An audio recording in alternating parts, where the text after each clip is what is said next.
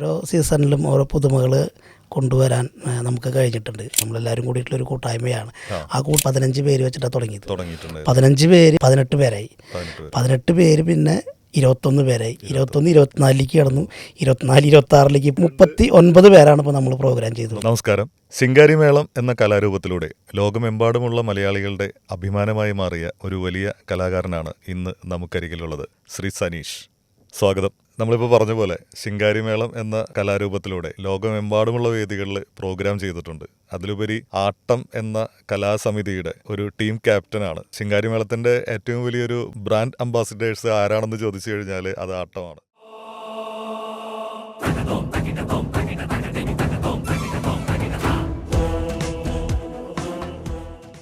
ആട്ടത്തിലൂടെയാണ് എനിക്ക് തോന്നുന്നു ഈ കലാരൂപത്തിന് വളരെ വലിയൊരു ജനകീയത ഉണ്ടായത്. ശിങ്കാരിമേളത്തിലേക്കുള്ള ആ ഒരു ചുവടുവെപ്പ്, അല്ലെങ്കിൽ പല കലാകാരന്മാരും ഒരു കരിയറിൻ്റെ ഒരു പ്രത്യേക ഒരു സമയത്തായിരിക്കും ചിലപ്പോൾ ചെണ്ടമേളം പരമ്പരാഗതമായിട്ട് അഭ്യസിച്ചവരായിരിക്കും. അത് ഒരുപാട് വേദികൾ പെർഫോം ചെയ്തവരായിരിക്കും. ഇപ്പോൾ തായമ്പകയാണെങ്കിലും പഞ്ചാരിമേള ആണെങ്കിലും മേളത്തിൻ്റെ പല വകഭേദങ്ങൾ പലയിടങ്ങളിൽ ഉത്സവവേദികളൊക്കെ അവതരിപ്പിച്ച് വന്നിട്ട് ചിലപ്പോൾ ഒരു പ്രത്യേക മൊമെൻറ്റിലായിരിക്കും നമുക്ക് ശിങ്കാരിമേളമാണ് നമുക്ക് കുറച്ചുകൂടി വഴങ്ങുന്നത് എന്ന് നമ്മൾ തിരിച്ചറിയുന്നൊരു നിമിഷം ഉണ്ടായിരിക്കും. എങ്ങനെയായിരുന്നു ശിങ്കാരിമേളത്തിലേക്ക് ഡീവിയേഷൻ എന്നാണ് സംഭവിക്കുന്നത്? നമ്മുടെ കൊള്ളന്നൂർ എന്ന കൊച്ചു ഗ്രാമത്തിലാണ് ആട്ടം കലാസമിതി പിറന്നു വീണതെന്ന് തന്നെ പറയാം. തൃശ്ശൂർ എവിടെയാണ്?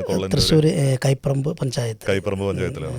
തൃശ്ശൂർ മുണ്ടൂരിനടുത്ത് ആണ് ഈ കൊള്ളന്നൂർ എന്ന് പറഞ്ഞാൽ. ഒരുപാട് കലാകാരന്മാർ പിറവിയെടുത്ത നാടാണ്. അതിലിപ്പോൾ നമ്മളിപ്പോൾ ഒരു 27 വർഷം കാലമായി ഇപ്പോൾ ആട്ടം കലാസമിതി തുടങ്ങി വെച്ചിട്ട്. 4 നൂറ്റാണ്ടിലേറെ കാലമായി ആയിട്ടുണ്ട് ആട്ടം കലാസമിതി തുടങ്ങിയിട്ട്. അതിന്റെ തുടക്കത്തിലെ തന്നെ ശിങ്കാരിമേളം ബേസ് ചെയ്തിട്ട് തന്നെയായിരുന്നു. ആ തുടക്കം തന്നെ നമ്മൾ ശിങ്കാരിമേളം ബേസ് ചെയ്തിട്ടാണ് നമ്മുടെ നാട്ടിലെ കുറച്ച് നമ്മുടെ കൂട്ടുകാരന്മാരും എല്ലാവരും കൂട്ടി തുടങ്ങി വെച്ചൊരു സമിതിയാണ് ആട്ടം.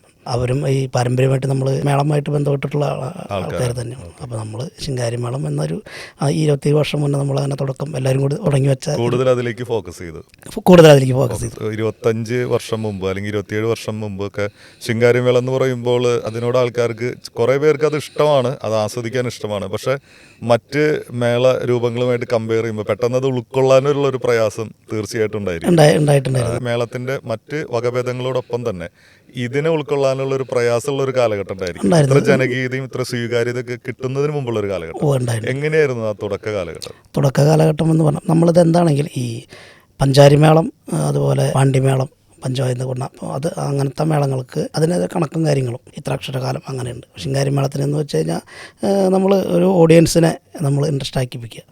അതാണ് ശിങ്കാരിമേളത്തിൻ്റെ പ്രത്യേകത. പ്രത്യേകിച്ച് കണക്കു കാലങ്ങളൊന്നുമില്ല. ശാസ്ത്രീയമായിട്ടുള്ള ഇതിനപ്പുറം നമ്മുടെ ചുറ്റുമുള്ള ആസ്വാദകരാണ് നമ്മുടെ. അതന്നെ, തീർച്ചയായിട്ടും അതന്നെ.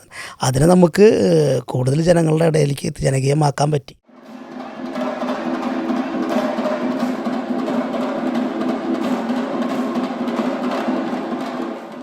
കാരണം ആദ്യകാലങ്ങളിലുള്ള ശിങ്കാരിമേളം എന്ന് വെച്ചാൽ ഒറ്റ താളം മാത്രമേ ഉണ്ടായിരുന്നുള്ളൂ. അതിൽ നമ്മളെ കൊണ്ട് ചെയ്യാൻ പറ്റിയത് എന്ന് പറഞ്ഞാൽ ഈ വലന്തല എന്ന സെക്ഷനിൽ പലതരം ടോണുകൾ നമുക്ക് കൊണ്ടുവരാൻ പറ്റി.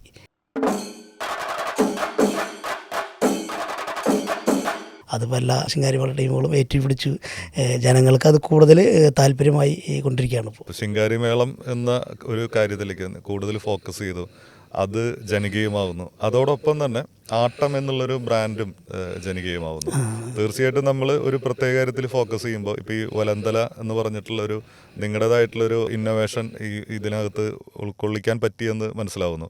അപ്പോൾ ആട്ടത്തിൻ്റേതായിട്ടുള്ള ഇപ്പോൾ ആട്ടം കലാസമിതിയാണ് ശിങ്കാരിമേള. ഒരുപാട് ടീമുകൾ നിങ്ങൾ തുടക്കകാലത്ത് ചിലപ്പോൾ നിങ്ങളുടെ ഒരു ടീം മാത്രം ഉണ്ടായിരിക്കില്ല, പക്ഷേ പിന്നീട് ഒരുപാട് ടീമുകൾ ശിങ്കാരിമേളത്തിലേക്ക് കടന്നു വരുന്നു. പക്ഷെ അപ്പോഴും ആട്ടം എന്ന കലാസമിതിക്ക് ആട്ടത്തിൻ്റേതായിട്ടുള്ളൊരു സിഗ്നേച്ചർ, നിങ്ങളൊരു കയ്യൊപ്പ് പതിയുന്ന ചില ഏരിയകളുണ്ടായിരിക്കും.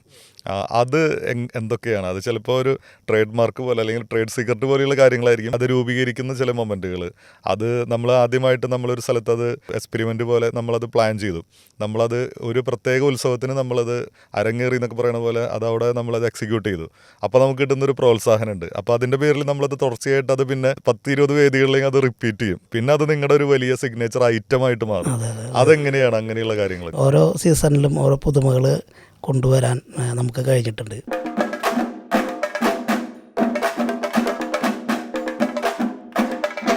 ജനങ്ങൾ ഒരുപാട് നല്ല രീതിയിൽ ഏറ്റെടുത്തിട്ടുണ്ട്. എല്ലാവരും കൂടിയിട്ടുള്ള ഞാൻ നേരത്തെ പറഞ്ഞല്ലോ, നമ്മളെല്ലാവരും കൂടിയിട്ടുള്ള ഒരു കൂട്ടായ്മയാണ്.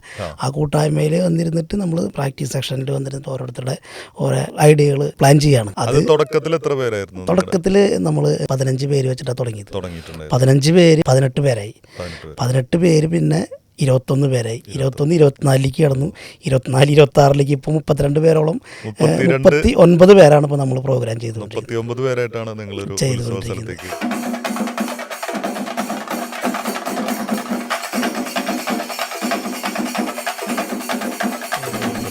ഇതിന് ഇടയിൽ ഒരുപാട് നല്ല നല്ല കലാകാരന്മാർ വന്ന് ഇപ്പോൾ നമ്മുടെ ആട്ടം കലാസമിതിയിൽ വന്ന് പ്രോഗ്രാം ചെയ്ത് നിർത്തി. കാരണം ഈ ശിങ്കാരിമേളം എന്ന് വെച്ച് കഴിഞ്ഞാൽ ഇതിനൊരു പ്രായപരിധിയുണ്ട്. ഒരുപാട് പ്രായം ആയി കഴിഞ്ഞാൽ ഒന്നാമത്തെ യൂത്ത് അവരാണ് കൂടുതൽ ചെയ്യുന്നത്. അപ്പോൾ ഒരുവിധം ആൾക്കാർ, തുടക്കത്തിലുള്ള ആൾക്കാർ ഒരുവിധം ടൈമായിപ്പോൾ ഒക്കെ നിർത്തിയിട്ടുണ്ട്. പക്ഷേ ഒരുപാട് നല്ല ആർട്ടിസ്റ്റുകൾ നമ്മുടെ ആട്ടത്തിൽ വന്ന് അവരുടെയൊക്കെ ഒരു കഴിവ്, പിന്നെ ഇപ്പോൾ നമ്മുടെ ടീമിൽ ഇപ്പോൾ നിൽക്കുന്ന എല്ലാവരുടെയും കഴിവാണ്, അവരുടെ കൂട്ടായ്മയാണ് നമ്മളെ ഇത്രയും എത്തിച്ചു തന്നെ മുന്നോട്ട്. ശിങ്കാരിമേളത്തിൻ്റെ ഏറ്റവും വലിയൊരു പ്രത്യേകത എനിക്ക് തോന്നിയിട്ടില്ല, എനിക്ക് മാത്രമല്ല, ശിങ്കാരിമേളം ആസ്വദിക്കുന്ന എല്ലാവരുടെയും മനസ്സിൽ പതിഞ്ഞിട്ടുണ്ടാവുക. മറ്റ് കലാരൂപങ്ങൾ പോലെയുള്ള ഇതിന് ഒരേ സമയം തന്നെ നമുക്കൊരു താളബോധം വേണം, മേളത്തെ പറ്റിയുള്ളൊരു അവഗാഹം വേണം, ഒപ്പം തന്നെ നമ്മുടെ വളരെയധികം ശാരീരിക അധ്വാനം ആവശ്യമുള്ളൊരു കലാരൂപമാണ്. നമുക്ക് നല്ലൊരു ഫിസിക് വേണം. നമുക്ക് മണിക്കൂറുകളോളം നമ്മൾ ഒരേ സമയം തന്നെ കൊട്ടുന്നുണ്ട്, അതേസമയം തന്നെ ഒരു നൃത്തം വെക്കുന്നുണ്ട്.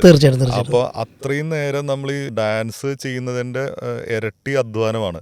ഒരു ഇത്രയും വലിയ ഭാരമുള്ള ഒരു ചെണ്ട നമ്മുടെ തോളത്തിട്ട് അതുകൊണ്ട് നമ്മൾ പെർഫോം ചെയ്യുക എന്ന് പറയുന്നത് അത് വലിയൊരു ടാസ്ക്കാണ്. അപ്പോൾ അതുകൊണ്ട് തന്നെയാണ് ഇപ്പോൾ ഈ പറഞ്ഞ പോലെ തന്നെ ഒരു പ്രായം കഴിയുമ്പോൾ നമ്മുടെ ഒരു പ്രായം എല്ലാത്തിനും ഒരു ഘടകമാണല്ലോ. അപ്പോൾ അതിനെ അതിജീവിക്കുന്നവരുണ്ടായിരിക്കാം. പക്ഷേ ഒരു ഘട്ടം കഴിയുമ്പോൾ ചിലപ്പോൾ നമുക്ക് അത്രയും ഭാരം വഹിച്ച് ഇത്രയും വലിയൊരു ആൾക്കൂട്ടത്തിനിടയിൽ ഉറക്കമുഴച്ച് മണിക്കൂറുകളോളം ചെയ്യാനുള്ള ഒരു ഫിസിക്ക് നഷ്ടപ്പെടും. ഇത്തരം ഒരു അധ്വാനം, അപ്പോൾ അതിലേക്ക് പുതിയ തലമുറയിലെ ഒരേ സമയം തന്നെ ഈ കലാരൂപത്തോടുള്ള ആവേശം വർദ്ധിക്കുന്നുണ്ട്. പക്ഷേ പുതിയ തലമുറയിലെ കലാകാരന്മാരെ എത്രത്തോളം ഇപ്പോൾ ഈ സീസണിലൊക്കെ വരുന്നുണ്ട്, അല്ലെങ്കിൽ ഇപ്പോൾ കുറച്ച് സീസണുകളായിട്ട് നിങ്ങളുടെ ഒരു ടീമിലേക്ക് വരുന്നുണ്ട്? കാരണം ഇതൊരു വലിയൊരു ഡെഡിക്കേഷൻ്റെ, ഒരു ആത്മാർപ്പണത്തിൻ്റെ കൂടി ഭാഗമാണല്ലോ. ഫിസിക്ക് സംരക്ഷിക്കുക എന്ന് പറഞ്ഞാൽ ഇപ്പോൾ സ്പോർട്സിലുള്ളവരാണെങ്കിലും മറ്റ് ദുശീലങ്ങളൊന്നും ഇല്ലാതെ ഇതിനു വേണ്ടി ഒരു സമർപ്പണമുണ്ട്. പുതിയ തലമുറ നമ്മുടെ ടീമിലേക്ക് തന്നെ ഇപ്പോൾ തന്നെ ഈ കലയോടുള്ള ഇഷ്ടം, അത് പിന്നെ ആട്ടത്തിനോട് പ്രത്യേക ഇഷ്ടം കാരണം നമ്മുടെ ടീമിൽ വന്ന് ചോദിച്ചിട്ട് ഇപ്പോൾ ഒരുപാട് പേരിനൊന്നും ഇപ്പോൾ കയറ്റാനും പറ്റിയിട്ടില്ല. കാരണം ടീം ആർട്ടിസ്റ്റുകൾ ഫില്ലായിട്ട് നിൽക്കുന്നത്. അപ്പോൾ ഇപ്പോൾ എൻക്വയറി നമുക്ക് വന്നുകൊണ്ടിരിക്കുന്നത്. അടുപ്പിച്ച് പ്രോഗ്രാമുകൾ ഇപ്പോൾ പ്രത്യേകിച്ച് ഡിസംബർ, ജനുവരി, ഫെബ്രുവരി, മാർച്ച്, ഏപ്രിൽ ഈ ഡേറ്റുകളിലൊക്കെ ആണ് കൂടുതലും അടുപ്പിച്ച് പ്രോഗ്രാമുകൾ ഉണ്ടാവുക. ഈ പ്രോഗ്രാമുകളിൽ നമുക്കൊരു ദിവസം ചിലപ്പോൾ ഒരു ഗ്യാപ്പ്, ആ ഗ്യാപ്പ് വന്നാലാണ് പിറ്റേ ദിവസത്തെ പരിപാടിക്ക് നമുക്ക് കൂടുതൽ ക്ഷീണം പറ്റുക. ഇല്ലെങ്കിൽ കണ്ടിന്യൂസ് ആയിട്ട് പോവുകയാണെങ്കിൽ നമുക്കത് ക്ഷീണം. ഒരു ദിവസം ലീവ് വന്നാൽ പിറ്റേ ദിവസം ഒന്ന് ഓണായി കിട്ടാൻ ഇത്തിരി ബുദ്ധിമുട്ട്. അപ്പം ഞാൻ സ്റ്റാൻഡിൽ കുറച്ച് നാൾ കിടന്നു കഴിഞ്ഞാൽ പ്രശ്നം, വണ്ടി ഒന്ന് ഓടിക്കുന്നു. അതെ കുഴപ്പമില്ല, വണ്ടിനെ ഓടിക്കൊണ്ടിരുന്നാൽ മതി. പിന്നെ എങ്ങനെ ക്ഷീണം ഉണ്ടെങ്കിലും നമ്മളത് ഓഡിയൻസിന് നമ്മൾ ചിരിച്ചുകൊണ്ട് നമ്മൾ അങ്ങോട്ട് നമ്മുടെ വർക്ക് അങ്ങോട്ട് കൊടുക്കുകയാണ്. പിന്നെ നമ്മളുടെ ഇടയിൽ തന്നെ അങ്ങോട്ടും ഇങ്ങോട്ടും ഓരോ കോമഡി കാര്യങ്ങളൊക്കെ ആയിട്ട്, പക്ഷെ നമ്മളത് നമ്മുടെ ശരീരത്തിനുള്ള ഒരു പ്രയാസം നമ്മളത് മറന്നു പോയിട്ട് ഇതിൽ ലയിച്ച് ചേരാണ്. വൈകുന്നേരങ്ങളിലൊക്കെ നമ്മൾ പ്രോഗ്രാം ചെയ്യും. അപ്പോൾ ശിങ്കാരിമേളം എന്നുള്ളത് മാത്രമല്ല, പലപ്പോഴും ഞാൻ കണ്ടിട്ടില്ല, ഞാൻ ഒരുപാട് സ്റ്റേജ് ഷോസും ഒക്കെ ചെയ്തിട്ടുണ്ട്. അപ്പോൾ പലപ്പോഴും ലൈവ് പെർഫോമൻസ് ചിലപ്പോഴൊന്നും നടക്കാറില്ല, പലവിധ കാരണങ്ങളൊക്കെ കൊണ്ട്. പക്ഷെ നമ്മളെ സംബന്ധിച്ച് എല്ലാം ലൈവാണ്. ലൈവാണെന്ന് മാത്രമല്ല, ഒരു സ്റ്റേജിൽ പെർഫോം ചെയ്യുന്നതിനേക്കാൾ ബുദ്ധിമുട്ടാണ് ഒരു ആൾക്കൂട്ടത്തിൻ്റെ ഇടയിൽ നിന്നിട്ട് പെർഫോം ചെയ്യുക എന്നുള്ളത്. സ്റ്റേജിൽ നമുക്ക് എന്തെങ്കിലും പെർഫോം ചെയ്യുന്ന സമയത്ത് നമ്മളും ഓഡിയൻസും തമ്മിലൊരു വലിയ ഡിസ്റ്റൻസ് ഉണ്ടായിരിക്കും. ഇവിടെ പലതരത്തിലുള്ള ആൾക്കാരുണ്ടായിരിക്കും. ഇപ്പോഴാണെങ്കിൽ പ്രത്യേകിച്ച് വൈകുന്നേരങ്ങളൊക്കെ ആയിക്കഴിഞ്ഞാൽ മദ്യപന്മാരെ കൊണ്ടുള്ള ശല്യങ്ങൾ തന്നെ ഒരുപാടുണ്ട്. അവരെ സംബന്ധിച്ച് അവർക്ക് എന്ത് കമൻറ്റും പറയാം. ഈ കമൻറ്റ് നമ്മുടെ ഏകാഗ്രതയെ മറികടക്കുന്ന രീതിയിൽ കമന്റുകൾ വരും. കമന്റുകൾ വന്നാൽ തന്നെ ഏകാഗ്രത പോയിട്ട് ഇപ്പം MG ശ്രീകുമാർ അടക്കമുള്ളവരൊക്കെ ഒരു തവണ തിരിച്ച് മൈക്കിലൂടെ പറയുന്നത് ചിലപ്പോൾ അവർക്ക് ഇഷ്ടപ്പെട്ട ഒരു പാട്ടായിരിക്കും, പക്ഷെ അത് ചോദിക്കുന്ന രീതി വേറെ രീതിയിലായിരിക്കും. പക്ഷെ അപ്പോഴും ഒരു ഡിസ്റ്റൻസ് ഉണ്ട്. അവരെ മേത്ത് തൊടാനോ അല്ലെങ്കിൽ ആ രീതിയിലൊന്നും ഉള്ള പ്രശ്നങ്ങൾ ഉണ്ടാവില്ല. സ്റ്റേജിലാണ് നമ്മൾ പെർഫോം ചെയ്യുന്നതെങ്കിൽ.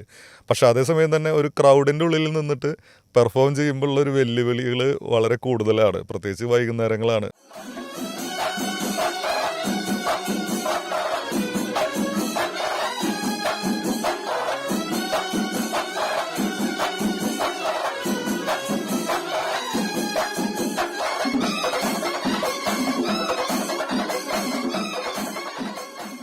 പ്രത്യേകിച്ച് ഇപ്പോൾ ശിങ്കാരിമേളം നടക്കുന്ന സ്ഥലങ്ങളിലൊക്കെ എന്ന് പറഞ്ഞു കഴിഞ്ഞാൽ സ്ത്രീകളൊന്നും അധികം ഉണ്ടാവില്ല, കൂടുതലും പുരുഷന്മാരായിരിക്കും.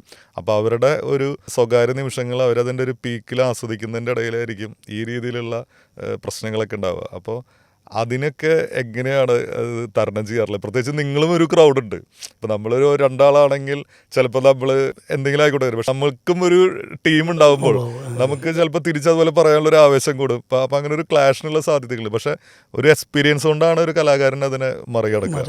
ക്ലാഷുകൾ പല സ്ഥലത്തും ഉണ്ടായിട്ടുണ്ട്. കാരണം കമ്മിറ്റിക്കാർ അല്ലാതെ തന്നെ ആ സമയത്ത് സ്പോട്ടിൽ ബാഡ്ജും കുത്തി വരുന്ന ആൾക്കാരുണ്ടായിരിക്കും. അതെ അതെ അതെ അതെ കമ്മിറ്റി നമുക്ക് വളണ്ടിയർ ആരാണ് അല്ലാത്തവരാരാണെന്ന് മനസ്സിലാവില്ല ചില സമയത്ത്. കാരണം നമ്മളിപ്പോൾ പറഞ്ഞ പോലെ ഈ വെയിറ്റ് എലത്താളായാലും അതിന് ഹാർഡ് വർക്കാണ് ചെയ്യുന്നത്. ഇഷ്യൂസുകൾ ഒരുപാട് സ്ഥലത്ത് ഉണ്ടായിട്ടുണ്ട്. പക്ഷേ നമ്മളത് അവരിനത് നമ്മൾ അവരുടെ കൂടുതൽ വേദനയാക്കാതെ അവിടുന്ന് ഹാപ്പി ആയിട്ട് നമ്മൾ അവരുടെ നല്ല രീതിയിൽ പറഞ്ഞ് ജയിച്ചിട്ട് പോരാറുണ്ട്. അല്ല കൂടുതൽ ബുദ്ധിമുട്ട് വരികയാണെന്ന് വെച്ചാൽ മെയിൻ കമ്മിറ്റിക്കാരെ വിളിച്ചിട്ട് കാര്യങ്ങൾ അവതരിപ്പിക്കും. അപ്പോൾ അവർ അതിൻ്റെ രീതിയിൽ അവരെ പറഞ്ഞ പോലെ ഇതിന്റെ ഒരു ഭാഗമാണ്. അതെ, എന്താണെങ്കിലും നമുക്ക് ഒഴിവാക്കാൻ പറ്റില്ല. പരമാവധി നമ്മൾ ഒരു കമ്മിറ്റി, ഒരു ഉത്സവ കമ്മിറ്റി എന്ന് വെച്ചാൽ ഉത്സവ കമ്മിറ്റിയിൽ അവരുടെ കൂട്ടുകാരന്മാരുണ്ടാവും. കമ്മിറ്റിക്കാർ ഉൾപ്പെടാതെ അവരുടെ കൂട്ടുകാരന്മാരുണ്ടാവും. പിന്നെ ആ നാട്ടിലെ കമ്മിറ്റിക്കാർക്ക് ചിലപ്പോൾ ചില ഒരു വ്യക്തികളെ ചിലപ്പോൾ ഒഴിവാക്കാൻ പറ്റില്ല.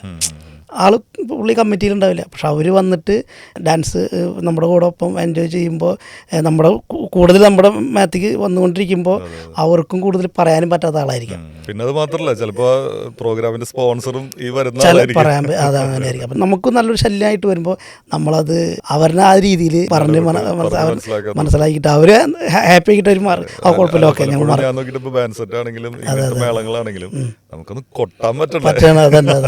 വിഷയങ്ങൾ പല സ്ഥലത്തുണ്ടായിട്ടുണ്ട്. വിഷയങ്ങൾ നമുക്ക് തീരെ ഒരുപാട്. പക്ഷെ നമ്മളവിടെ പ്രതികരിക്കാൻ പറ്റാത്തൊരു കാരണം നമ്മൾ പ്രതികരിച്ചു കഴിഞ്ഞാൽ നമ്മൾ വേറെ സ്ഥലത്തേക്കാണ് നമ്മളിപ്പോൾ നമുക്ക് ദേഷ്യപ്പെടാൻ പറ്റാതെ അല്ല, പക്ഷെ നമ്മൾ ദേഷ്യപ്പെടാറില്ല. അതന്നെ. പിന്നെ നമുക്ക് എന്താണെന്ന് വെച്ചാൽ അങ്ങനെ ഒരു ഇഷ്യൂ ഉണ്ടായി കഴിഞ്ഞാൽ നമുക്ക് എങ്ങനെ പോലും പ്രോഗ്രാം നല്ല രീതിയിൽ അങ്ങോട്ട് മുകളിലേക്ക് അങ്ങോട്ട് കൊണ്ടുപോകാൻ പറ്റില്ല. പരമാവധി അപ്പോൾ അങ്ങനെയൊക്കെ വരുമ്പോൾ നമ്മളത് കണ്ടില്ല എന്ന് വയ്ക്കും. വിഷയങ്ങളൊക്കെ ഉണ്ടായിട്ടുണ്ട്, ഒരുപാട് സ്ഥലത്തുണ്ടായിട്ടുണ്ട്. അതിപ്പോൾ നമ്മൾ മാത്രമല്ല കേട്ടോ, ഔട്ട്സൈഡ് പ്രോഗ്രാം ചെയ്യുന്ന ഏത് കലാകാരന്മാർക്കും അങ്ങനത്തെ വിഷയങ്ങൾ ഉണ്ടായിട്ടുണ്ട്. പക്ഷെ അത് പരമാവധി അത് ചിരിച്ചുകൊണ്ട് ഹാൻഡിൽ ചെയ്ത് അതന്നെ.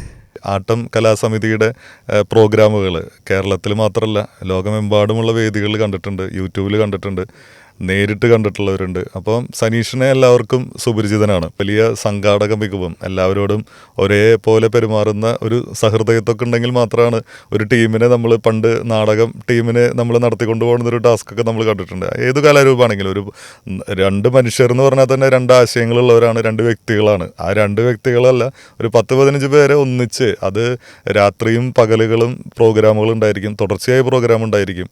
അപ്പോൾ ഇത്രയും വലിയ ഒരു ടീമിനെ നയിക്കുക എന്ന് പറയുന്നത് ഒരു വലിയ ടാസ്ക് തന്നെയാണ്. പക്ഷെ അത് വർഷങ്ങളായി ചെയ്തുകൊണ്ടിരിക്കുകയും ചെയ്യുന്നുണ്ട്.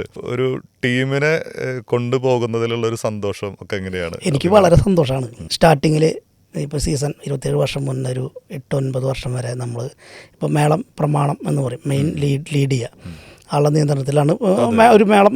അങ്ങനെ നമ്മൾ ചെയ്തിരുന്നത് ഒരു 9 വർഷത്തോളം കാലം ഞാൻ ചെയ്തിരുന്നു. പിന്നെ അത് കഴിഞ്ഞ് നോക്കുമ്പോൾ നല്ല ആർട്ടിസ്റ്റുകൾ പിന്നിലുണ്ടായിക്കൊണ്ടിരിക്കുക. അപ്പോൾ നമ്മൾ തന്നെ അവിടെ നിന്നിട്ട് ചെയ്യണത് ശരിയല്ലോ. അപ്പോൾ ഞാൻ നമ്മുടെ പ്രമാണം എന്ന് പറഞ്ഞ സാധനം ഞാൻ മാറി കൊടുത്ത് വേറൊരു ആർട്ടിസ്റ്റിനെ വെച്ചു. ആർട്ടിസ്റ്റിൻ്റെ ടൈം കഴിഞ്ഞപ്പോൾ നമ്മൾ വേറെ ആർട്ടിസ്റ്റിനെ വെച്ചു. ആ ആർട്ടിസ്റ്റാണ് ഇപ്പോൾ ശരത്ത് എന്ന് പറഞ്ഞ നമ്മുടെ ടീമിൻ്റെ ഇപ്പോൾ ലീഡ് ചെയ്തുകൊണ്ടിരിക്കുന്നത്. ഒരു 8-9 വർഷത്തിൻ്റെ അവിടേക്ക് ആയിട്ടുണ്ടാവും ആ പുള്ളി.